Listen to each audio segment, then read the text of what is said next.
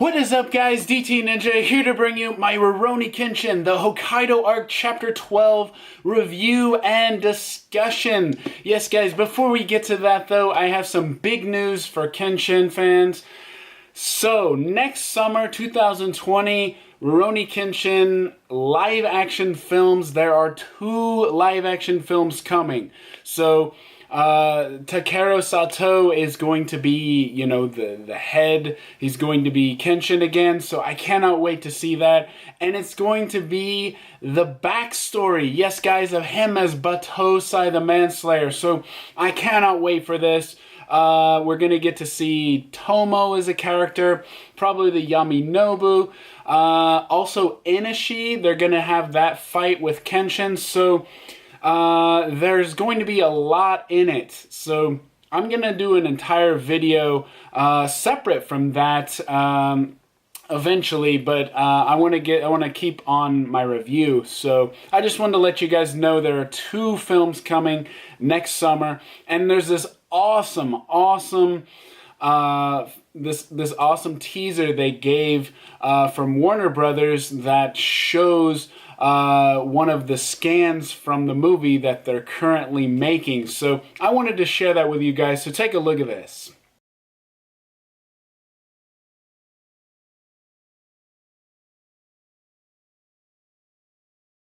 Alright guys, so you can see Takeru Sato there, Kenshin as the Batosai, and he's got 1 scar. So we definitely are going to get that part of the story. I cannot wait. Good stuff. But like I said, I'm going to keep this brief and move on to the review. I'm going to do a separate video for things that could be in the possible movies to come. So let's get to the review. Like I normally do, my review, I'm going to tell you guys what I noticed throughout the chapter. Also, the visual review, kind of my intro at the beginning. I want to give a shout out to my friend Chris JP20 for the awesome color scans. Hopefully you guys enjoyed those. Things I noticed throughout Chapter 12. So Chapter 12, we get in-depth more about Asahi Kubota, right? She's going to encounter Kenshin at last, right? Aran and Ashitaro bring her back, right, to the hotel. So we're going to get, you know, kind of that confrontation between the 2, and it's not what she expects. So anyways, let's go to what I noticed. Asahi is strong. Okay, the first thing we get is Ashitaro basically trying to get Asahi to come back with them, but she refuses, right? And she retaliates. She attacks him. She, like, knocks him down, smashes him in the face. I mean, she is definitely strong. She's definitely strong. She was a former mercenary. I guess technically she still is a mercenary, but she kind of ran away from that, right? But yeah, she's definitely strong. But I also noticed she has a great weakness, and this is that in her mind, if someone is stronger than her, she runs away. Okay? And it's not from the fact that they're stronger than her, it's fear that she's going to die. Okay? And that's the thing with the Batosai. To her, the Batosai is this evil person in the Bakumatsu that killed people. Not necessarily evil, but dangerous, right? She believes that if she is confronted with him and he learns about her secret, she fears that she'll be killed. And it's the same thing with the people that trained her. If there's someone stronger than her, she does not want to you know, have that confrontation. She runs away. She lacks loyalty. And it's not her fault, right? Because the Yaminobu raised her. The people in the Yaminobu, probably the old woman, probably Sako was probably one of her mentors. I'm not going to say that's her guardian. Most likely the old woman was her guardian growing up, and you can definitely see loyalty is not high on her list. Loyalty, trusting others, no. She doesn't trust many people. Even her own guardian, right? She ran away from them, to get away. She wants to shine in this new era. She doesn't like violence. And that's another thing. She doesn't like violence, yet she's strong. She said, I don't like to fight, but when I do, I'm stronger than you, Ashitaro. Right? And she even goes further. She's like, did you actually think your skills could match mine? She's like acting all arrogant and, big. And when she mentions that if there's someone stronger than you, it's best to run away. And we definitely see that, right? She ran away from Sako. She mentions Sako. And she also mentioned the Batosai, and those are the two people she runs away from. So, but you can see Ashitaro's standing right there, on the ground. Well, technically he's not standing, he's lying on the ground, but he has a smile on his face, right? So that's very interesting, almost like he's provoking her, making to see what she would do. But yeah, very interesting stuff. Aran is very perceptive. Okay, he kind of is the leader of the three. Asahi acts on emotion, and Ashitaro acts on instinct. But Aran is smart. He's smart. He uses his brain. He thinks things through, and he's perceptive. Right? He's perceptive. He sees through Ashitaro and Asahi. First, they're face to face, and Ashitaro's like, fine. If that's how you feel, if you're fine with it, then go. Go off on your own, if that's the way you want it. She's like, okay, yeah, I will. I never asked for your help in the beginning. So, Aran grabs them both of them like they're having a fight, kind of an argument, maybe like brother and sister. It feels kind of like a brother and sister. They're like being pulled apart, and Aran is kind of like the go-to mediary, trying to calm them down, explain to them why they are wrong. Ashitaro, admit defeat. You never admit defeat. Asahi won that confrontation. Accept defeat. So that's one of his weaknesses. And then he ascertains that Asahi is going to go off on her own. Where's she going to go? The Orthodox Church. Because that's where she feels most comfortable. It's where she feels safe. It's safe from the Yaminobu, safe from, the Batosai. Just she feels the most comfortable there. So he is able to figure out, just by looking at them, what they're going to do. So that's pretty incredible when you think about it. Okay, Kaoru and Kenshin are very understanding and caring about Asahi's situation. They don't want to pry into her past, and they mention this. They mention to her that someone stole a photograph of my father from Tamoto's studio. We're not saying it's you, but it ended up in your subordinates, the people that you were with, in their hands. So they didn't ask how, but they're like, okay, listen, we know you don't want to talk about your past, but when you feel ready, when you feel more comfortable with us, please tell us anything. And that's great to see. Kenshin and Kaoru have always been caring and, understanding of people. So it's great to see that. And I think what I noticed is that Asahi has never felt or experienced this type of love from another. Maybe not even from her, guardian. This is like a parent, a mother and a father speaking to her child. So she feels this love. She feels cared for. And it really is surprising her because she's never experienced it before. And we definitely see that in this chapter. So I found that very interesting. Good stuff. It was really nice to see. It was a heartfelt moment. The next thing, Aran, Ashitaro, and Asahi, they all talk about Kenshin. They talk about his past and how he was the Batosai. And Aran mentions, it's great to have this guy on our side. He's like a shield for us.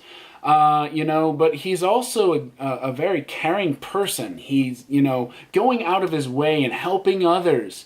How can he do this? They're trying to understand. Ashitaro doesn't understand. Asahi's trying to understand a little bit more.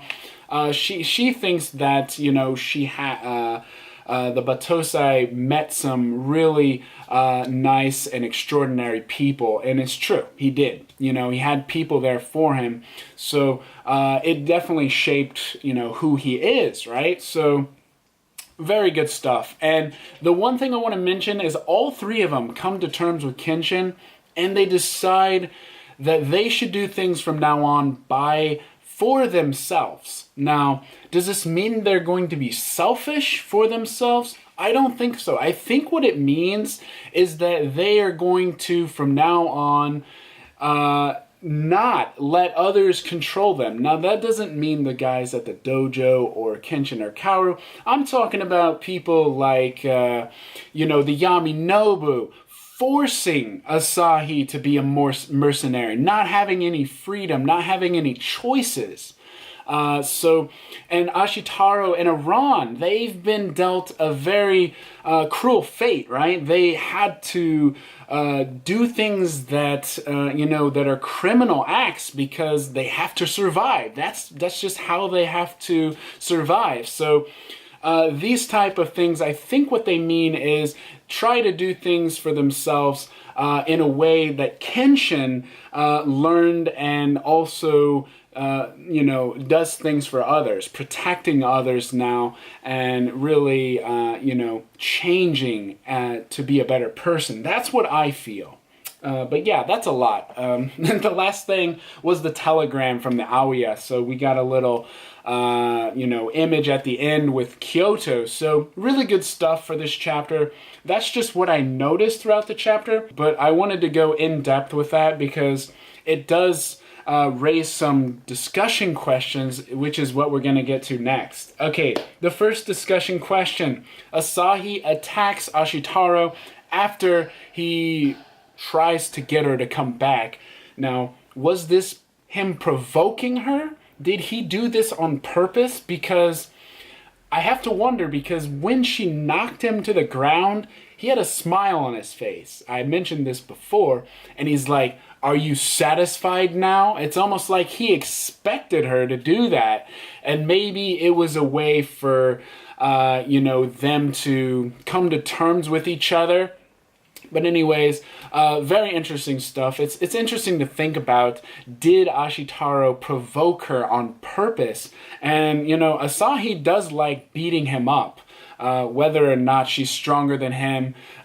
You saw her, and him, and he had some pretty big wounds on his face in the end of chapter 11. So there's definitely, some tension between the two. So, but anyways, it's interesting how their characters have developed, especially since their first meeting. So good stuff. Yes. Okay, next thing. What does Aran mean when he says, play our cards right? This kind of means we must deal with the situation that we're given in the best way possible. So I think what he means is the way they were given kind of cruel fates, him and Ashitaro having to steal, having to go aboard ships for free and, kind of hide out. These type of things, they have to deal with the situation to survive. And in a way, it makes sense. But I think they're talking about all of their situations, not just Asahi's situation about her running away from her problems. But yeah, that's what I think. And they also might be talking about Asahi and trying to help her out in her situation. But overall, I think it's talking about all of their situations and what's brought them together as a team. So, interesting though. Who were Asahi and Ashitaro's parents? Because this is very interesting to think about because they're both orphans, right? We know they're both orphans, and we also know they're both, remnants from the rebels, the Jupon Gatana, and obviously Ashitaro is a little higher, even though she joined the rebels. She's from the Yaminobu, but at the same time, Ashitaro was an underling of Shishio, and he even possesses his sword now. So there's definitely something there. But is there a connection between the two other than they're both orphans? They were both part of, the rebels of the Jupon Gatana.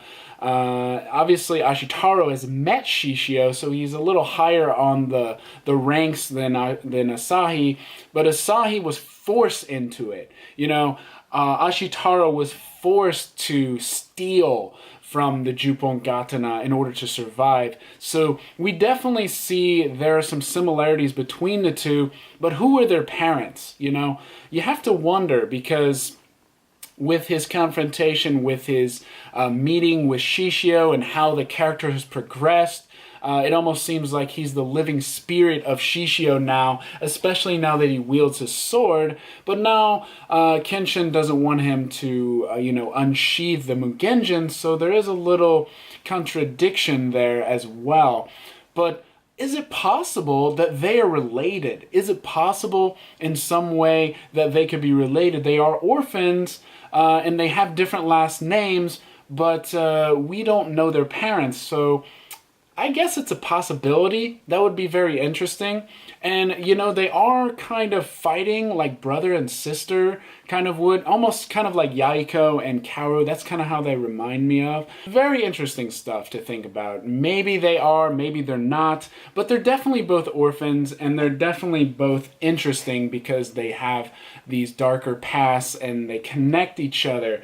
But yeah, it would be very interesting if that is true. Alright guys, so that's pretty much it from my review and discussion. I hope I left some interesting thoughts for you. Please leave any comments you have about the discussion. And yeah, I will see you guys in chapter 13. So I will see you guys in the next one.